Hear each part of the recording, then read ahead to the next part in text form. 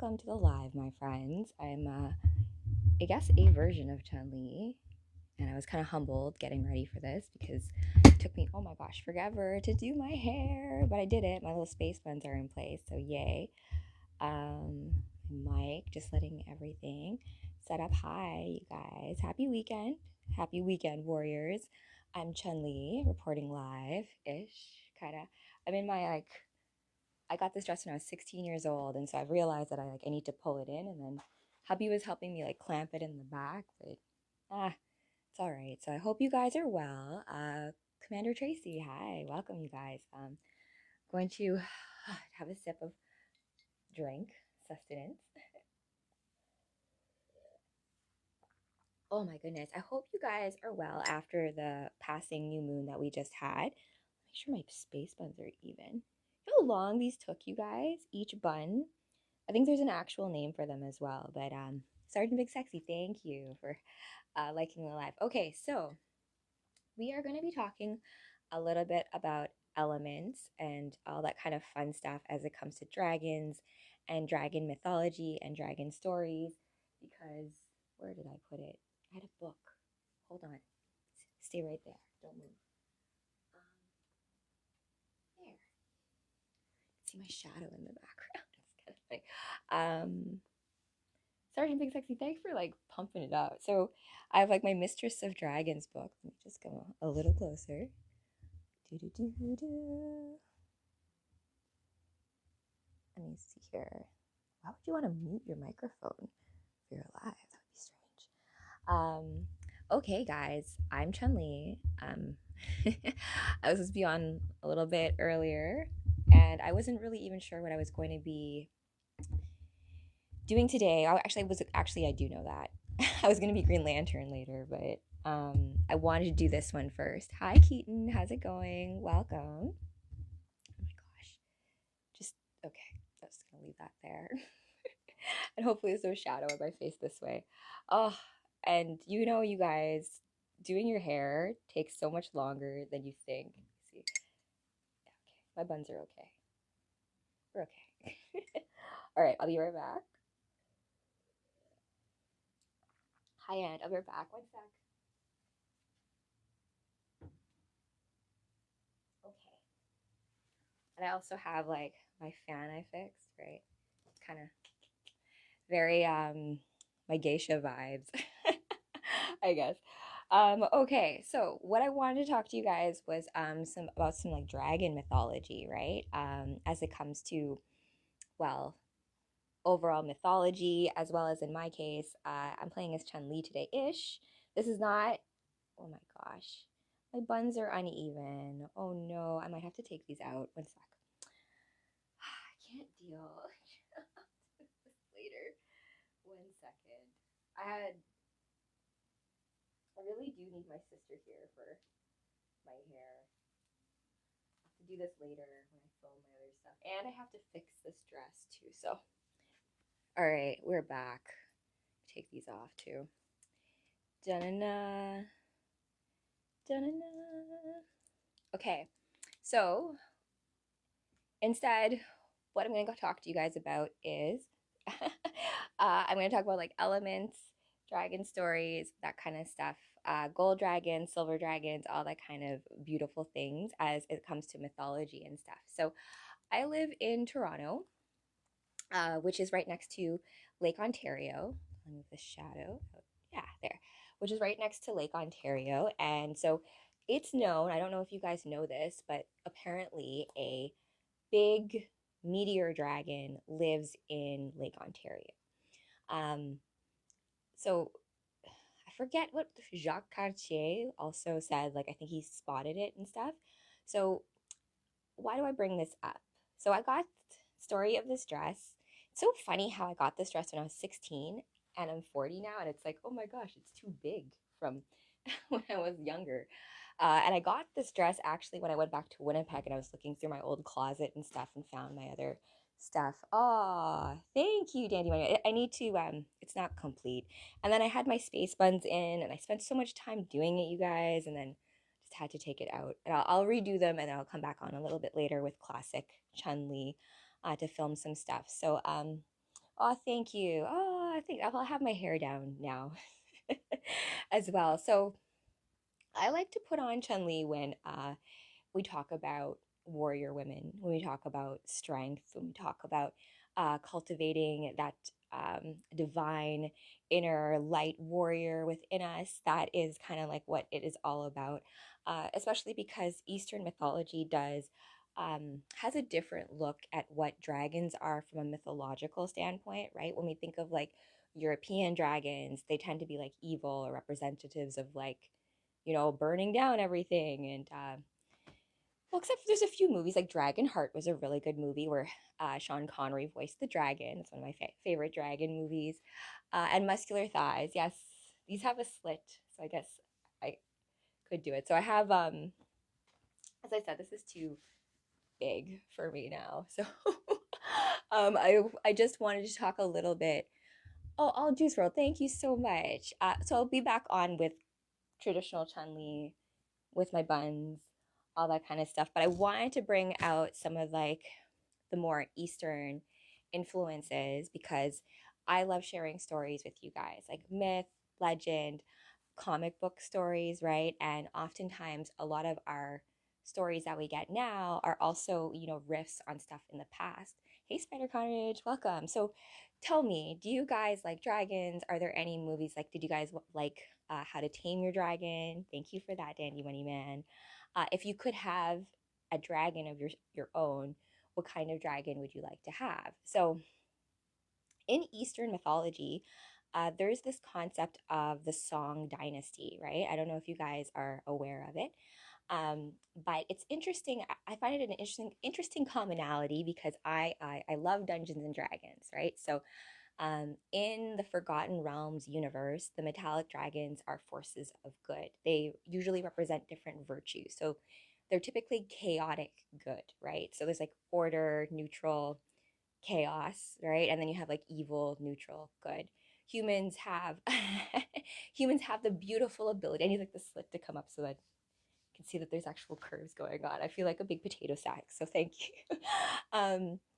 Igneal, Igneal from Fairy Tale. Oh, that's a good one, Zuber D. Oh my gosh, your name is very wizardy. I apologize. Yu-Gi-Oh dragons, yes. Yu-Gi-Oh has great dragons. Thank you for that reminder, Spider Carnage. Oh, I love, love, love. Larry J, thank you for the follow. Maddie, thanks for that. Fun fact too, Lana Lang from Smallville, Kristen Crook, she also played a Chun-Li, The Legend of Chun-Li, which I think it was a bad movie, but kind of sucks, right? Because Chun-Li actually has one of those like revenge, like righteous revenge stories. Let's put it that way. Oh, shit. This mic is like killing me. Oh, you know what? I'm just gonna bring it free, and I'll talk with you guys like pretend like we're hanging out, and I've got the talking stick. A little bit of a riff. I wish I had the balls to be like a stand-up comedian, but alas. She's in my town right now filming. Is she really? What? Are you kidding? I love Kristen Krug. I would love to have her be in my movie as like a dragon warrior because she looks better now. Oh my gosh, let me share that. She looks better now. She also looks amazing for her age, and she's a Canadian girl, right? She's out in BC. I think Smallville was built out in BC. It was filmed out in BC. That's very cool. Oh, that's very sweet. I do have contacts in.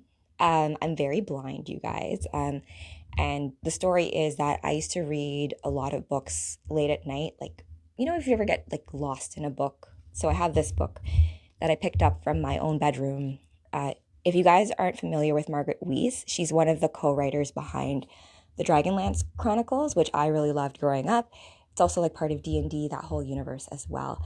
Hey, Richard. But I used to take, like you get really entrenched in a book. So you're like reading. And of course I had bedtime. I had, lights out kind of situation at home. And so I would read like in dim light way past my bedtime. So, so I ended up having to wear glasses, which I thought was like awful for me. But then when I discovered colored contacts, I'm like, wow, I can turn this kind of, into something that's a bit more play. So, oh, hi, Frankie Guy Jr.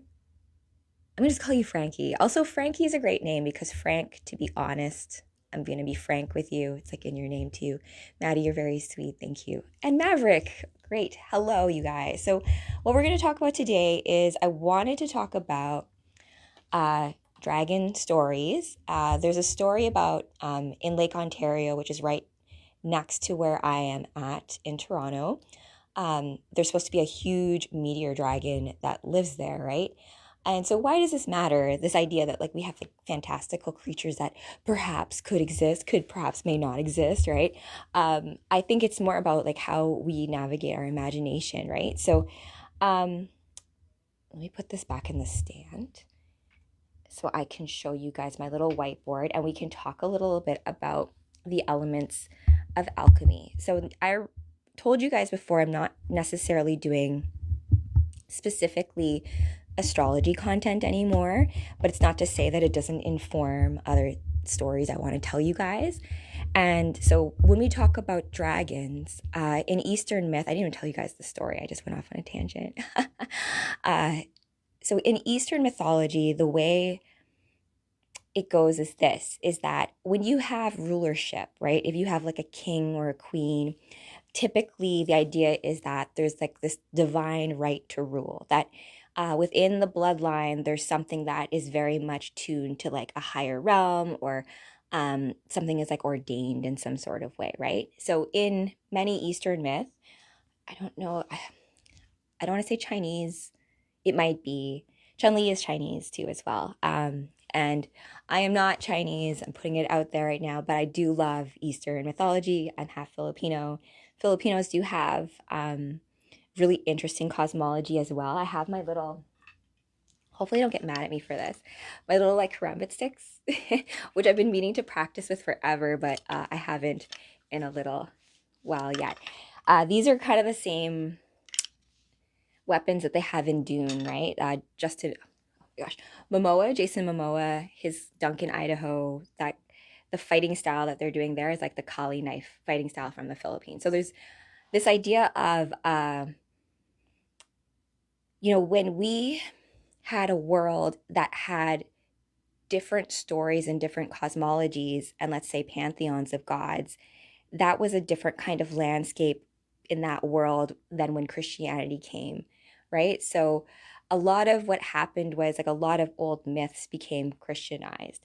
Now, in Eastern myth, the dragon is meant to represent freshwater bodies. So like rivers and streams and lakes, right? So it's also to represent the dual aspect of things, right, of nature, where the rivers, like, provides the water of life and sustenance, but you can also drown in it, right? So you have to also be aware of, a dragon is not a pet, right? Once you get your dragon, once you, oh, hi, Oliver, how are you? I'm just talking about dragon stories right now, ones that I know off the top of my head. I'm also going to talk to you guys a little bit about the muses and memory, and how important that is when it comes to storytelling, right? And also how when you come to remembering old dreams or old memories and what happens when you remember something wrong, right? Or like this idea of like the Mandela effect.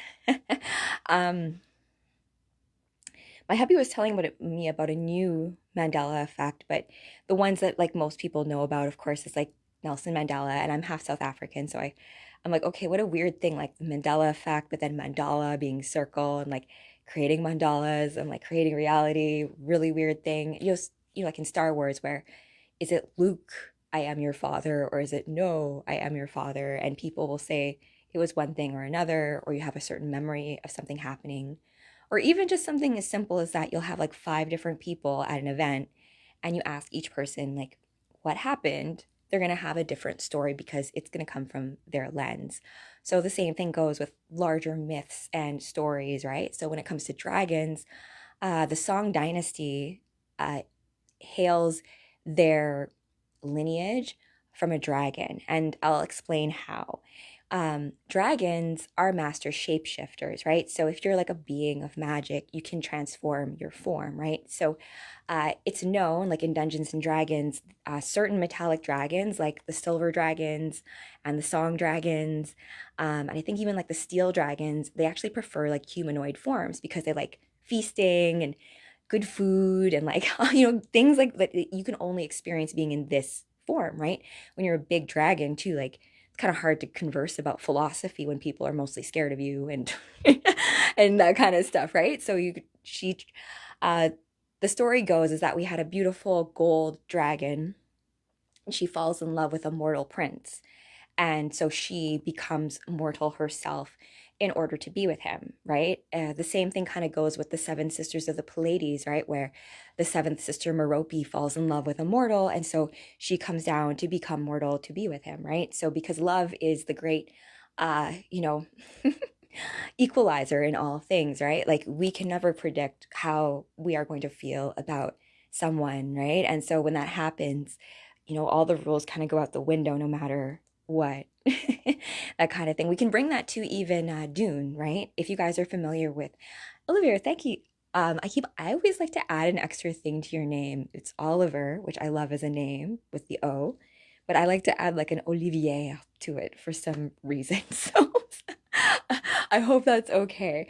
But where was I going with this? Yes, I wanted to talk about metallics and alchemy and just how in story there are so many more other meanings going on right now, right? And I'm in Canada, right? And I love where I'm at, right? I love the people. I love the fact that I grew up in the prairies. I love all this kind of stuff. But we do have a lot of issues here when it comes to like the way communication is, right? We have like the CBC and this idea of like, it's really hard to move independently when you're just trying to tell stories, right? So let me see here. Where's my pen? We're going to talk about the metals a little bit and the planets as well. Just because, like, I'm not talking about astrology specifically, but we just came out of a new moon and a new Mercury. And if we think about what the moon represents, which is like your inner subconscious, your inner world, your inner archetypes of mother, child, and who you are in that dark space where no one else can see, is your moon, right? And the moon, when it goes through a new moon, is like a regenerative moon where, oh, it's like a seed being planted and you don't see anything happen for a while. And if you guys ever, have planted seeds before, like I planted sunflowers, I remember one summer on my balcony, and they grew to be huge. Actually, that was a really wonderful year. I had bees, it was great. But for a while, like you're like, oh my gosh, are you dead? Is anything happening? And if you were to like dig around in the dirt, you could mess up the whole growth process. So it's like this idea of like planting seeds and like having some patience to be like, okay, now we're going to let them sprout and grow and not be that kind of stuff. um Oh, you're very sweet, Oliver.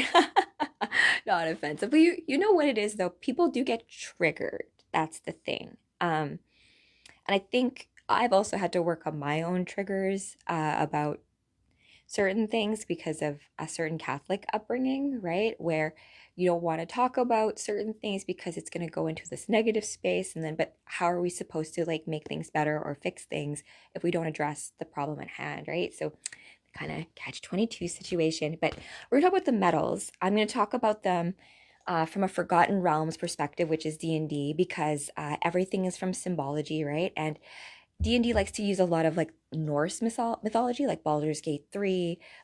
Baldur is the son of Odin and Freya, or Frigg, if you want to put it that way. And he's supposed to be like also equal to like Galahad in the Arthurian Knights situation.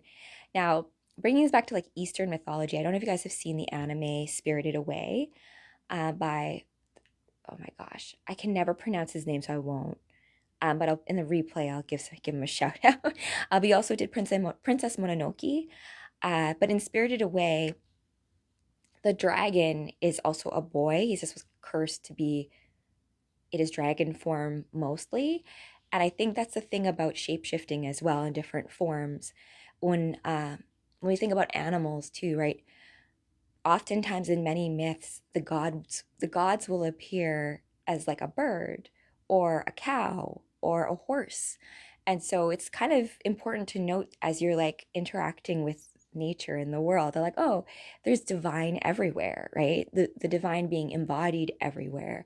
And for us to have a little bit more respect for the most humble of what we should be stewarding and guarding on this planet. And dragons are essentially, in my universe of the dragon warriors, are guardians of portals. And so what's a portal? Right? When we think of a portal, we're like, oh, look, Doctor Strange, like, oh, or like Twilight Zone, like, do, do, do, do, do, do, do, right? A portal. And that's one of them, yeah. But you have also like, stargates. We also have things like dreams, right? As well as, when you just go into like a blip. I don't know if you guys have ever zoned out or like you just disassociate, like you're not here for a moment. Someone's like talking to you. I used to do this all the time. And I was watching a thing where Aaliyah was saying, because I love Aaliyah, like, rest in peace, baby girl. I still love you. But Aaliyah also was saying how you just blip out sometimes, where you're like in conversation, you're like, wait, where was I? And you're not trying to be rude. You're just kind of like off in your own world somewhere. Um, I read a few comments which actually like addressed something where I was like, well, that's probably true. Where when you disassociate like that, it's probably because you have a lot of unprocessed trauma, right? Because disassociation is a common, strategy that you could employ if you're dealing with like something terrible, right? Your psyche will protect you, right? By being like, okay, you're not here anymore. You're over here in dreamland, and your body will go through it, right? But that's the thing though, your body remembers everything. And if we don't, process it or go through it or like work to alchemize it, it can sit in our body and cause disease, right? And it can, impact our relationships in negative ways. Like in my case, so this dress I got it when I was 16 years old for a New Year's Eve party. Uh, that would have been 2001, I think, to 2002 that I got this. Because remember, guys, oh, and Scott Summers, I will be changing out of this and being Jessica Cruz Green Lantern. She's the later show. I got to put on my whole monocle and I have a ring as well. So, oh, hey, Pokey, thank you. I'm playing as myself today. Well, I'm Chun-Li ish. I'm a version of Chun-Li. So Chun-Li's story, though, in Street Fighter is like a revenge story, right? Because Bison, I believe, murders her father. And so she joins Interpol. I'm part of Interpol to hunt down M. Bison, who, of course, to me, I'm like, I want Ryu and Chun-Li to be together, but they don't really have that kind of relationship. um, I thought it was Filipino. No, it's, you know what? I'll bring up something really interesting, right? Like, if you were to look at my baby photos, I kind of look like a Chinese boy. And it's just like, if you think of like all the little baby pictures, how like wrinkled and like soft and like, and then how we end up growing up, it's just crazy, right? Because me and my hubby were watching, was it Casey and the Sunshine Band?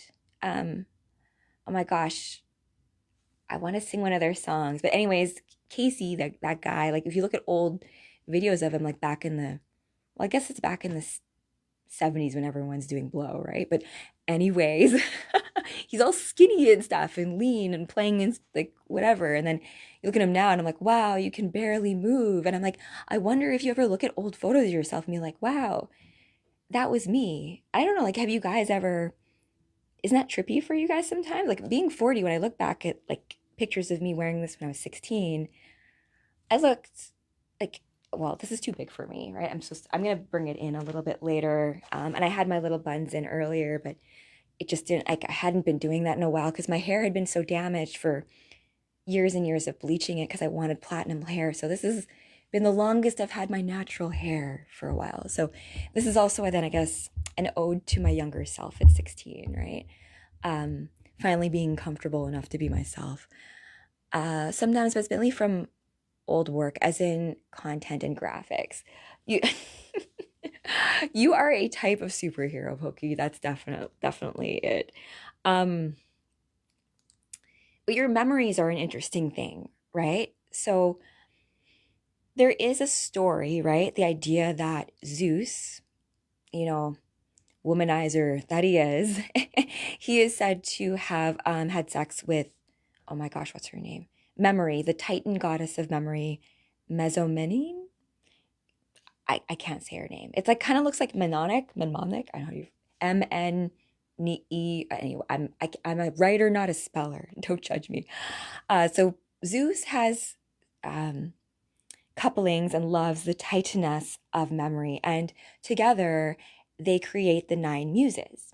So that's an interesting thing, right? Because when we talk about myth and symbology, like we were talking about, I was talking about the dragon eggs a little earlier, Pokey, not to be eaten, of course, but how the dynasty in some Eastern traditions, they hail their lineage back to a great star dragon, right? Because it's the idea of having like divine right to rule, but remember to keep in mind things from a symbolic level, right? And to me, dragons, just like other mythical beasts, like unicorns, it's this chaotic nature energy, right? There's a higher order on top of things, but also an embodiment of power itself, kind of thing, right? Yes. So, memory, the muses. I wanted to talk to you guys about your element.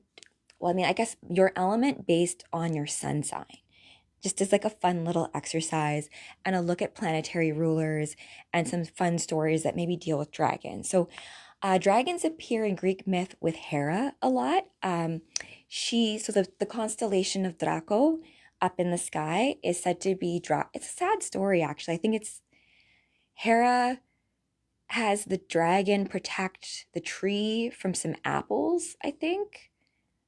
I don't know. But then he dies, and Hera puts him up in the sky to commemorate him. I have to relook at that myth and retell it. The gods created the original dragons, and only high spiritualists are able to recreate dragons. Well, I mean, many people have dreamed of dragons, right? If we consider the fact that if there's many Shinto temples, like it's funny, right? In Japan, you'll have Shinto temples put up wherever there's fresh water bodies, right? Because it's this concept that water gives life. And so you venerate the water gods. And in Eastern myth, the dragons are water gods, right? Also because water itself is an element that is transient, like it changes form. I'm gonna take this out for a second. Not happening right now. Where's I going with this? Anyways, your affiliation with whatever dragon or elements that you like or resonate with are going to tell you a little bit about your personal character sheet in this D&D game of everyday life, right? I look at it as this, that you hear a lot of, in the woo-woo world, in the new age movement, like shadow work, right? Dancing with your shadow. I have my shadow behind me here, like, hello. Little sock puppet.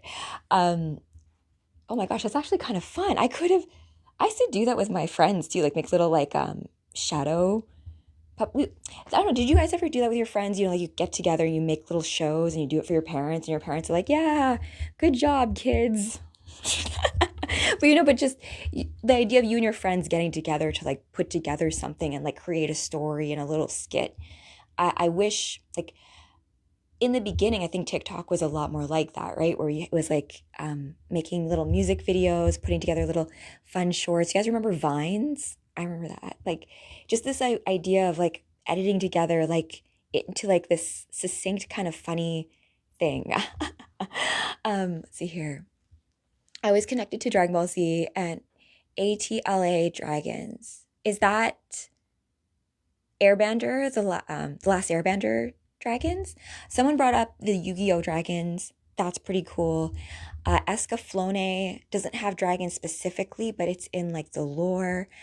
I thought I live in a rat. Yeah, okay, that's cool. Cool. Like, so Pokey, have you ever wrestled? You've wrestled in like, what is the word? Like like the indie circuit, right? Like in Winnipeg, there's a huge indie circuit for wrestling. A few of my girlfriends used to date wrestlers that were just like local, and so we used to go watch, and like it's the same idea, right? The character, like Trish Stratus, I love Trish Stratus. Stratisfaction.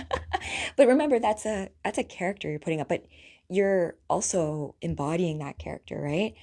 Um, Avatar. Yeah, I was missing the word there. Avatar. Translation wrestling. Oh no, Frankie, you're never interfering. You're very polite. I appreciate that. Um, I do have a little sister. She is the apple of my eye. I love her, my little sister very, very much. I knew I was going to have a little sister. And so when my mom told me she was pregnant, I have a very vivid memory of like being very excited for her to be born so she could come and play with me. um, but she lives out in Vancouver. I'm really, really excited to have her and recently reconnected with a lot of my best friends from when I was 14, when I first wrote my Dragon Warriors book. And so look forward to in December and early January some new reconfigurations of like new guests and new shows and how that all is going to work. Thank you, Tiger Spirit. I got this dress when I was 16. I was kind of using it as like a Chun-Li base, like Chun-Li Gold version situation, but more to kind of, yeah, I am thinking the wrong type of wrestling. Apologies, Pokey. You actually wrestle people. It's an art form. Like the ancient Greeks, I think put wrestling up there into one of the things you should learn about. I think like music, gymnastics. I guess they call gymnastic as any kind of like learning of your body. Like, and I hated gym class back in the day, guys. Like, and now I love working out. The original sport. Yes, yes. When I first moved to Toronto, I did classes in mixed martial arts. So it would be like 3 hours of class, where like the first hour would be taekwondo and the second hour would be like floor work, like more jujitsu stuff. And then I tore my groin muscle when I was getting ready for a bikini show, and my coach was Mindy O'Brien. She was like, Rachel, you got to prioritize. Maybe not mixed martial arts training while you're prepping to get ready for a show because now you can't squat because your groin's pulled. I'm like, yeah, okay, fine. So bringing it back to what I wanted to talk to you guys. Did I find gym boring back in the day? You know what? I would say, oh, oh my gosh, was really uncomfortable with my body in gym class. So I hated just like the whole idea of like changing in front of people, like changing in front of like the girl thing, changing in front of everybody. Like, I don't know, you guys, like what Carrie goes through, like, and also like when you're becoming a woman and all this other stuff, like it was just, there was never any privacy. And that's why I was just like, you know what? I hate gym class. And so I'd pretend to leave my gym clothes at home so that I could just not do it. But I did make the basketball team. I played rugby. I was fit. I preferred dance. I preferred dance class. I preferred other ways of being active. However, in grade 8, I was voted most improved athlete, which I thought was kind of funny. And I do appreciate sports. Like I appreciate the physical prowess. I also appreciate the psychology of it all, right? And I love team sports for learning how to work together as a team. Rugby was a lot of fun for me in high school. And what else? Well, basketball I was not good at. In grade 8, me and my best friends were all on the basketball team, but none of us were good. And my basketball coach used to like make fun of the way that I jumped because I jumped like a dancer. And so when I would shoot the basketball, I'd just be like, oh, it's about making it look good, not about scoring. Who cares about that? But you know what? I'd like being physical. I'll tell you guys, like, it's more about, for me, when I work out, it's a communion with my body, right? The breath. Papa Dave, thank you. Appreciate that. How's it going, my wizard friend? I was just going off on a tangent, and you have brought me back to what I wanted to talk to you about. So I'm going to talk about the planetary rulers in the zodiac. And then I'm going to relate that to metals, and then I'm going to relate that to the electrical dragons of the multiverse in the Dragon Warriors universe. And I'm going to have a giveaway for a dragon egg very soon on my channel. So as long as you know your elemental quality, we can kind of figure out what kind of dragon, your dream dragon, would be hatched. And I would draw your dream dragon for you as well in a character sheet. Divinate as well, all that kind of stuff. So this thing is not suck. Papa Dave, you're awesome. Thank you. And also like Live Fest. Oh my gosh, you helped me quest reward unlock something. Let me look. A treasure box. It was like almost like a D20 die went off. That's amazing. Papa Dave, you literally helped me with that. Thank you for that. You deserve a dragon egg, I think. I feel like yours would be purple too, Papa Dave. Purple and maybe some like effervescent extra glitter, right? Okay, so let's go into, because you're a Gemini though, right? So we have like Quicksilver dragons, Quicksilver and Bronze, actually. I'll explain all of that in just a sec. Okay, this pen. Okay, guys, if you feel comfortable, if you feel comfortable, please do drop into the chat what your sun sign is. Oh my God, I need a new setup, you guys. Which good news, that's coming very soon. Just bear with me. 2026 is going to be a lot of fun. Renegade Radio is going to launch. I'm working on getting an AM coast to coast kind of station, and putting a pirate station up as well in Tampa. So anyways, that's coming soon. Okay, so let me get this board in play. We are going to talk a little bit about, put that out of the way, the planetary rulers and how that all lines up to elements. Now, back in the day, astrology used to be just taught to everyone, right? There's this whole knowledge that goes into just observing the cosmos, the phases of the moon, the different constellations, the wanderers, and how that all like affects you on a personal level. We were much more in tune to that. Now, when Christianity came, or rather, anytime you had any kind of like, hey, I'm the ruler now, and I tell you what to think. Many times alchemists, magicians, sorcerers, anyone who was perhaps going to be persecuted for their beliefs had to encode them into things, right? So glyphs, which is why I feel like comic books have a lot of stuff encoded for me, where you have, of course, the word, but then of course what the word symbolizes. And then if you're dealing with poetry, rhythm, rhyme, meter, the sacred geometry that is underlying everything within life. So bringing that, thank you, Tiger Spirit. I will be having a giveaway, and these are meant to be dream dragon eggs to protect your dreams. And if you're an astral traveler, right? Because think about like Freddy Krueger and stuff. Think about like, I don't know if you guys have been watching the show Welcome to Derry, which is in like Stephen King's universe, but how important dreams are, and even daydreams, waking dreams, like your memories and dreams, the difference between those two, and the symbolism that appears in both of those things, and bringing that back into this realm and knowing what to do with that intel, right? And, decoding it in some sort of way. It grounds you. Yeah, great. Yes, it grounds you to your home plane, and also like protects you from nefarious energies. I think sometimes it's a two-way mirror, right? So if you're someone who can be like I don't know if I like the word remote viewer, but I have remote viewed before, thinking back on it, but I don't know if I would call it that. But anyways, I don't hate the pink dragon egg. No, I don't. I will make one special for you, Pokey, if you promise not to eat her.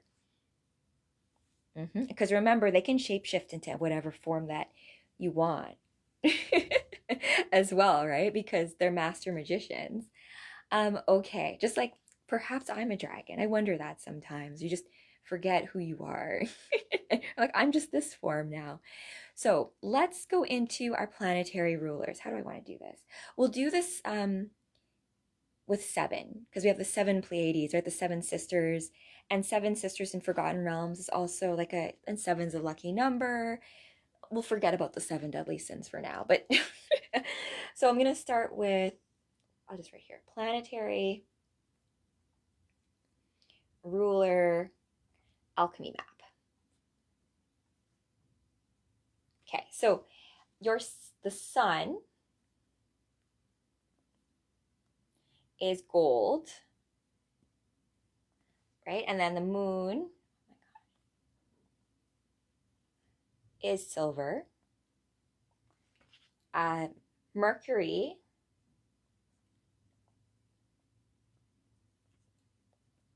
is technically quicksilver, and then but it's also bronze, because you typically back in the ancient world you would make any of those like statues to like Neptune or to the gods with a bronze like casting, right? So it's this concept too of like um, the representation of the divine on earth, or like you're connecting different realms, right? And Mercury is the messenger of the gods as well. So Mercury, Venus. I'll start here because these are like the inner planets. So, you know, like Sailor Moon, Sailor Mercury, Sailor Mars, Sailor Jupiter, Sailor Venus. Okay, so Sailor Venus, because I'm not gonna, we'll see how many I can fit on here. So Venus is copper, and Mars, iron. Okay, so for each of you, whatever sign you are also has a planetary ruler, and thus it also has an elemental quality to it. Seven baby sins, none are deadly. I don't know if you guys have ever read that story, the Canterbury Tales, which is supposed to be about like all the different sins and like how they can F you up, like the wife of Bath and things. It's kind of terrible. Oh, these are not technically blue contacts. They're supposed to be gray. I like them because they feel like cat eyes for me. I love kitties. Okay, so if you are a Leo, that's this. Moon is Cancer. Oh my gosh, maybe I should write this. Put it here. Leo, Cancer.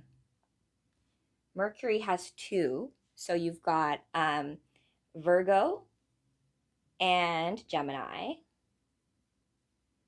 Venus also has two. Taurus, which I am, and Libra. And then Mars is, oh my goodness, Aries, but also is the ancient ruler of Scorpio. Because regardless of whether or not you think Pluto is a planet, it still rules over Scorpio. We'll explain that in just a second when we do the outer planets. So if you're any of these signs, like if you're a Leo, gold is probably going to activate you. And this is not a gold dragon, this is a brass dragon. So brass is related more to Jupiter, and Jupiter is, okay, to that side, he's like the king of the gods. So king of the gods should not be confused with sun or creation oracle energy. They can be related but are not necessarily the same. So in your own characterization, maybe you have a dragon that is both gold and brass, or like different elements put together, like an alloy, like steel. I forget what steel is right now, but different alloys are different elements that can be put together, and you take components that are strengths of each and help each other. Like, because gold, like if you're going to get gold jewelry, you typically don't have like super high carat gold, right? Because it's very soft. So I remember mom used to have like this bracelet that had gold fish, and it was looked almost just like yellow, and you could like, if you pressed it, it just would like dent. So I'm like, whoa. It's almost like gold when it's too pure is like very, very yellowed and not as shiny. It's kind of funny. Chromatic dragon, yes, Papa Dave, yes, you're on to it, yes. True wizard talk. So the moon, right? So in Forgotten Realms, my D&D campaign, and on Thursdays, I play as a moon elf. And I was asking my dungeon master the other night. I was like, are there like moon dragons? He's like, no, I think there's just platinum dragons, or just like a big platinum dragon who also ends up being a wizard who doesn't ever know where he is half the time, which is like, I feel like it's like for any good story to exist, you need to have tension, right? So what's the fun if an overpowered wizard can just come in and like fix everything with a snap of magic fingers, right? Uh, yeah, D&D is amazing. I love D&D. And I mean, I love the fact that it's more of like a framework by which you can build your own campaigns within it, right? That flexibility and almost just a model by which we can look at ourselves as characters, right? Where I'm Rachel Z, I'm Chun-Li, I'm Supergirl, but I am also existing outside of this plane, just like you, right? That we are the whole universe, and I am you, and you are me, and we're just playing a game now with each other, playing a cosmic play where we're pretending that we're separate. So um, that's a good segue into Mercury, right? Because Mercury, I think that dual nature, right, is which is why I think great magicians are ruled by Mercury. However, oh my gosh, whew, um, Virgo could also you could also say that Virgo is ruled by Chiron, and has more of that service aspect to it. Like nursing as a practice is very much in Virgo, and one might argue that nursing and that profession and health working in medicine is magical in nature, right? Medicine owes its roots to magic, really. And so Gemini, the idea of walking between worlds, being someone who can see the darkness and the light, who can like walk the razor's edge between realms, right? To some people, sometimes Gemini can be flaky, right? But maybe it's just because they're just effervescent, right? You're in transient space. So, it's I knowing that about yourself is the true power, right? Because if we pretend like, oh, well, that's not me, is it? And even though we're being presented with observable information, being like, maybe you are a little flaky sometimes. I'm saying this about myself because I have a Gemini moon. And my emotions, I can be very like impulsive, where if I feel something, then I'll go and do it. And it's been work to balance myself out, because being a Taurus, which is very motivated by things like snacks and food and comforts and luxury, if Gemini, my emotional side, is now like very moody, I could end up making certain decisions impulsively that have long-term consequences, which has happened. But the whole idea of life is learning from your mistakes, right? Learning from certain pathways that we thought were right at the time, but then we go down it and realize perhaps that was not the right way. But had we not gone down this path, we never would have seen this other path over here, and we would have met maybe an influential person who introduces you to the right other little magical thing that you're supposed to do, right?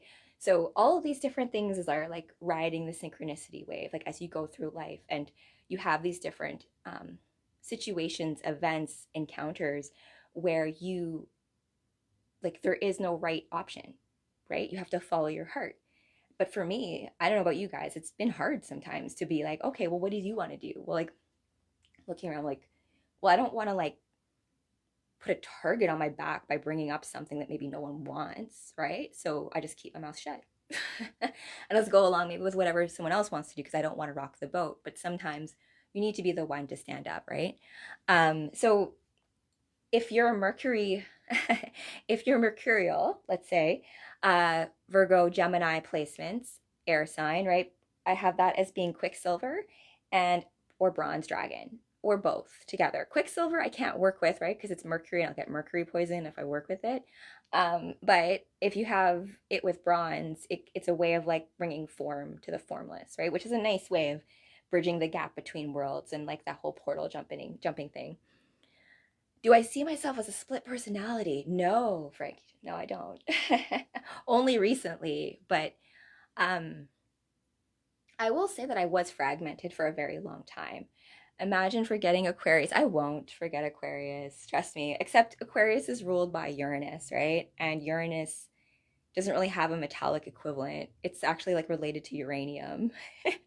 I think there's another metal that they say it's like related to, but it's the great rule breaker, right? The great rebel, and us being in the age of Aquarius kind of fits. Okay, so Venus, to all my Venetians out there, if you're a Taurus or a Libra person, copper is your element. Copper has been known to be an excellent conductor when it comes to certain things, as well as if you have certain, I don't know, it works well with plants for some reason, right? Like, I forget, like, you use coils and stuff in your garden to have your plants grow well. So that kind of makes sense though with Venus, because Venus is, your heart chakra, this relationship building, also like our connection to the earth. Taurus, especially as a sign, is very much related to Earth Mother energy. Libra is known as the more higher octave of Venus, so the idea of like fine art, fine dining, but also this concept of wealth and value, but more from what wealth and what money represents, as opposed to me being like, here, $5, or even what you're saying, Pokey, like I just need a job, right? But you don't really need a job. You just would maybe prefer the monetary income from a job, right? And perhaps there's a way of us configuring the way that we like work in society and civilization, so that it's not just like the very few at the top and everybody else is like being slaves and just funneling it all up, right? There can be a way for this all to flow in an Ouroboros. It just needs to have us having conversations and relationships with each other and all that kind of stuff. Oh, yeah, yeah. So then let's put that out into the universe, Pokey. Like, yes, you need a job, but perhaps a windfall would be kind of nice. Maybe what if you find buried treasure or something? How come no one ever looks for buried treasure anymore? Okay. Mars is in Aries, or it's not, well, Mars rules Aries and was the ancient ruler of Scorpio, which is why sometimes when we think of Scorpio, we think of like fiery people too, even though they're a water sign. And we've got iron. And so Mars being red, you think of Iron Man too. And it's kind of like, yeah, exactly, Pokey, your treasures in life. And, the alchemists always say like the whole idea of transmuting lead into gold, it's not supposed to be literal. It's your soul, right? It's all the trials and tribulations and purification that your soul goes through as it becomes like enlightened, right? And that whole process, like some of it is super fun and wonderful, but a lot of it can be just really like, what the heck? What is going on here? So those are the inner planets. Let's move on into the outer planets. So we've got Saturn. Oh my gosh, I'm just going to write these guys down because I'm not as familiar with how to do the glyphs. But I know Saturn is lead, and Saturn rules Capricorn. Capricorn. Did I do Jupiter? No, I didn't. Shoot. Oh, no. Sorry, Saturn and Jupiter. Okay. Jupiter. Saturn. Uranus. I'm not going to say Uranus, you guys. Sorry. Although I just did. Neptune. Pluto. So Jupiter is, as I told you guys, is tin. I didn't say tin, but I did say brass in this case. Brass. And think of like brass instruments like in an orchestra, right? Think of how interesting it is that it's a conductor conducting the orchestra, right? And metals are technically also conductors of energy too, right? Kind of funny. So we've got also then Saturn is lead. Saturn gets a bad rap, you guys. It's Saturn we all have a Saturn placement, and it would be in our best interest to have a harmonious relationship with Saturn, which is like the hard taskmaster, which is why I say Capricorns, who are ruled by Saturn, usually really hard workers. That's a generalization, of course, but like these are just certain things you can maybe make an assumption. But as I said, you can't just have a one size all fit all blanket with things, right? The way these things interact, the way that the aspects and angles and different ways that the luminaries like interact with each other on that symbolic level is totally really up to you, right? Also, you could just think the whole thing's bullshit, and that's cool too. It doesn't really affect me any. And it can just be entertaining, right? And but even then, right, when we watch movies and shows, we know like this isn't real, right? Superman's not real. Supergirl's not real. Chun-Li's just a video game character, but they are real, right? Because we can talk about them. So that kind of thing. Uh, Amazing. Kitty, you've got a lot of beautiful feline energy around you too, Pokey. Definitely, um, I have in my book, Wolfie, Wolfie, my doggy, when I first picked him up from the breeder, he wasn't even with the rest of the dogs. He was with the white cats. So he kind of does like weird cat-like things sometimes, kind of funny. Okay, so Uranus is Aquarius, does not have a metal equivalent, but we're going to say uranium here. And then, but this, I would have certain kind of crystalline stuff here as well. I got to think about how I want to make my Aquarius dragons. We'll see. Might be how I kind of conceptualize Quicksilver. Let me think about it. Neptune, oh my gosh, is it's like a poison. I forget what, thallium? I don't remember now. And then Pluto is iron oxide or hematite. Hematite, but I think that's more of like the crystal. So Jupiter, of course, rules Sagittarius. Saturn rules Capricorn. Uranus rules Aquarius. Oh yeah, I forgot to mention, Aquarius has two rulers. Aquarius is also ruled by Saturn. So I feel like Aquariuses have a very extra special challenge in their psyche because it will always feel like a push and pull between two grand titans in your inner world, right? To when it comes to doing anything, you know, like where you'll have uh, Saturn, let's say the time and taskmaster, very practical, saying like, we should do this way. This is the hardworking way. This is the way it's always been done. We should do it this way. And then you'll have more Uranus being like that rebel kind of like burnout guy being like, yo, man, just like tune out. Who cares? Just follow your heart. Do what you want. So those two forces in Aquarius are always at play. That part that is like super steadfast, stressed, take like very aware of the material realm to the point of like logically being able to like dissect it and parse it out and be aware of it, but also having that social understanding of things and being aware that they are going to be conduits of upheaval, like necessary chaos for that, for things to push forward. Oh, Tiger Sphere, nice. Moon in Aquarius. Ooh, I love that. Do you know what phase of the moon? Um, like crescent moon, full moon, new moon. That also like gives a little bit of what energy is behind that too. But you'll find too, though, Tiger Sphere, that maybe you'll get along with people who are sun sign Aquarius. So, for example, my hubby's moon is in Taurus, and I'm a Taurus. So we get along on certain things like music. We can like speak to each other in like certain music things.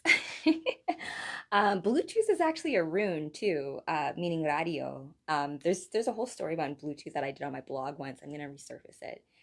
So Neptune, I'm not exactly, don't quote me that this is the actual element, but Neptune rules Pisces.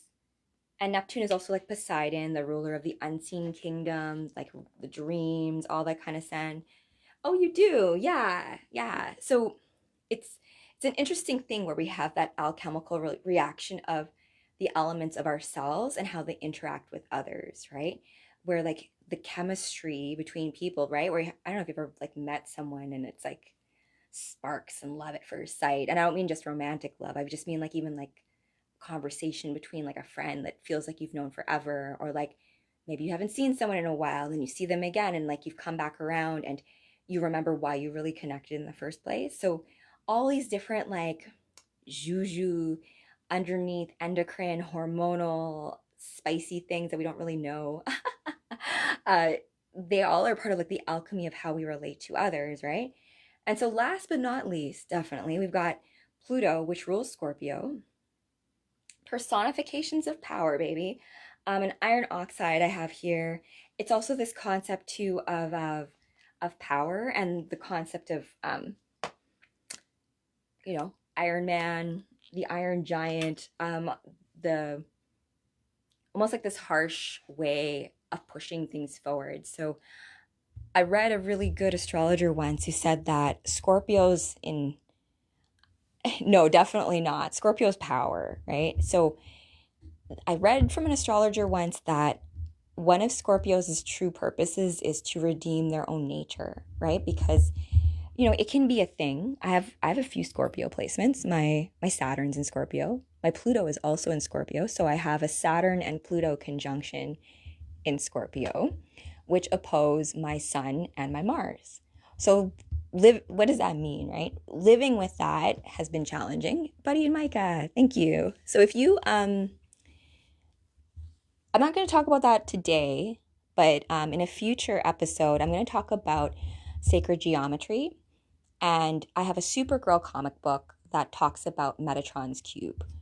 It's really weird how it happens. Like Supergirl and Mary Marvel, they go on this like journey and they're trying to find the Garden of Eden. And to get there, they need to go through this portal. And like there's this like a whole thing with Metatron being this big angel.